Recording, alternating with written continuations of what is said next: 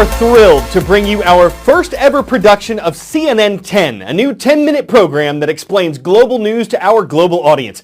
My name is Carl Azus, and we are starting today by explaining the latest rift in the strained relations between the U.S. and Russia. For months, the Obama administration has accused Russia of interfering in last year's U.S. presidential election. More recently, it said Russia did this to help incoming President Donald Trump get elected. So over the holidays, the U.S. government sanctioned, it penalized some Russian intelligence services, some officers that worked for them, and 3 companies that helped support Russian intelligence. America also closed 2 Russian compounds and expelled 35 Russian diplomats from the U.S. So how did Russia respond? Its president, Vladimir Putin, has repeatedly denied interfering in the American election. He said he would not, quote, stoop to the level of irresponsible diplomacy, that he'd allow American diplomats to stay in Russia, and that he'd be working to rebuild relations with the U.S. after President-elect Trump is inaugurated.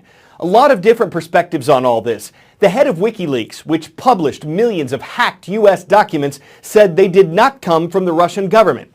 Critics, including President-elect Trump, have said there's not enough proof the Russian government was behind the hacks.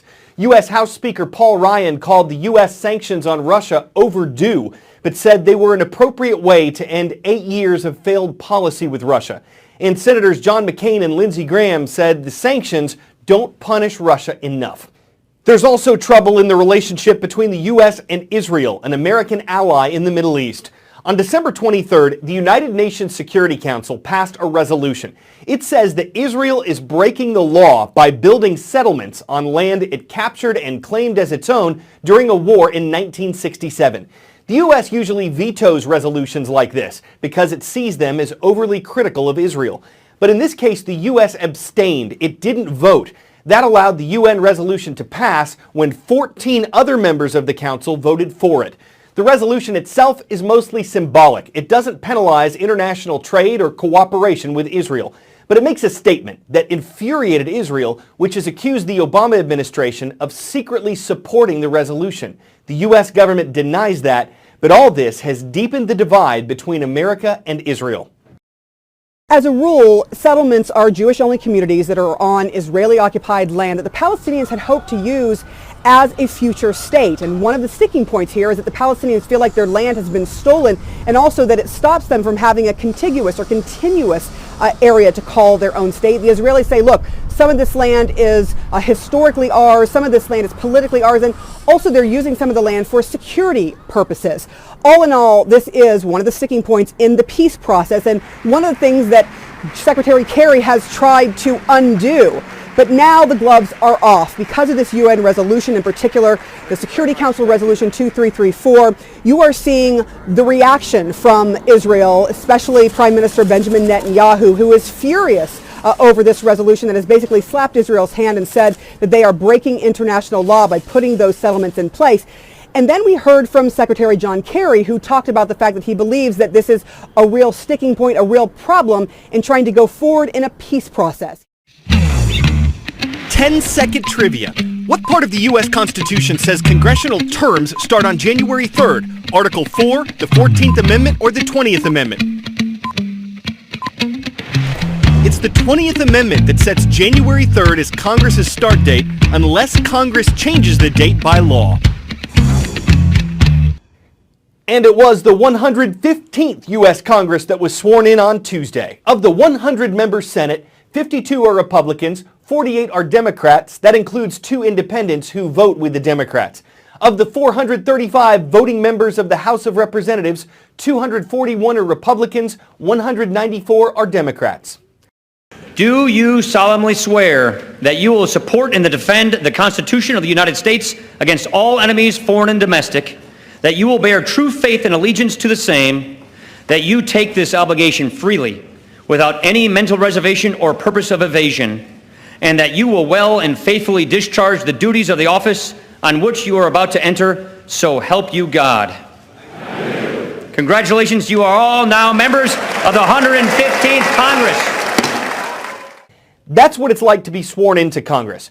Now for a look at what it's like to be there for the first time. There are 7 freshman senators this term and 55 freshman representatives. Here are 2 of them, along with their mutual hopes to work together. I'm Jack Bergman, and I am the new freshman congressman from the 1st District of Michigan. I am Val Butler Demings, representing Florida's 10th Congressional District from Orlando, and I am a new member of Congress.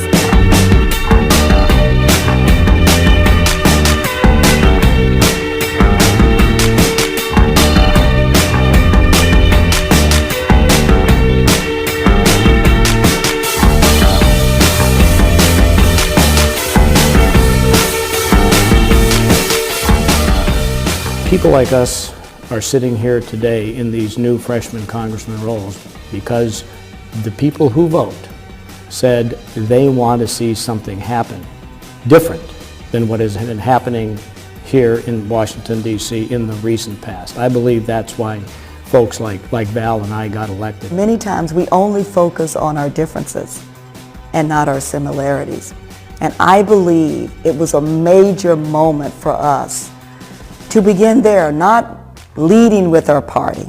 I didn't go through what I went through the last 2 years and did put my family through it to get here and do nothing. The only way we're going to be able to get some things done is to work together. Together. That's how the Founding Fathers imagined it, and that's how it needs to be. So we're only going to be a freshman once, and if we don't take advantage as a freshman class, Dems and Republicans, to begin to make our mark in this 115th Congress, then we have missed an opportunity. Strictly defined, an echo chamber is a room where the walls reflect sound, giving it echoing sound effects. Figuratively defined, it's when someone surrounds himself with ideas like his own and doesn't get other perspectives on a specific idea or issue. This is what a lot of people have set up for themselves on social media, though some may not even know it or have intended to create their own echo chamber. It's human nature. We surround ourselves with people we agree with. And the internet has only made it easier. For many, Twitter is a place to have existing views reinforced. Often without realizing it, a lot of us choose to live in an echo chamber, a place where it can seem like everyone on Earth is just like us. And Facebook? Well, Facebook takes it even further. Of course you can hide those posts from your goofy aunt, but Facebook actually does a lot of that work for you, behind the scenes. It knows what you like and what you comment on, what brands you follow, what ads grab your attention, events you're attending, and publications you read. Facebook uses all that data to feed its algorithms, and those algorithms choose what you see.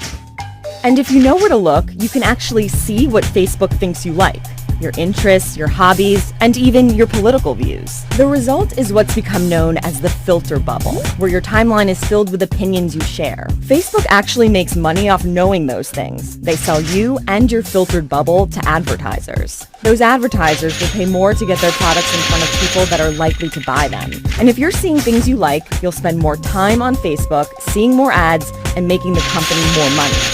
But does the bubble keep us well informed? It's a tough question to answer, especially while the technology is still changing so fast. But one thing's for sure, that technology has the power to make us more connected or more isolated than ever.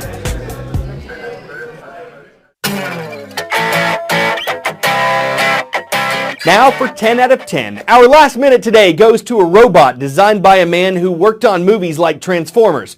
You can pretty much see that in the Method 2, a manned machine developed by a lab in South Korea. It's taken more than 2 years and $200 million to bring the idea to life. It's not finished. The designer compares it to a baby taking its first steps, and they're big ones. The Method 2 weighs more than 1.5 tons. So there is a man in the machine, and he's gotta love heavy metal. Some think it's just the prototype to play RoboCop, so you can keep your mechan eyes peeled for that. It's certain there's a method to the madness, and that is 10 out of 10 for CNN 10, where the puns are intended and automatic. I'm Carl Azus. Thank you so much for watching. We hope you'll take 10 again tomorrow.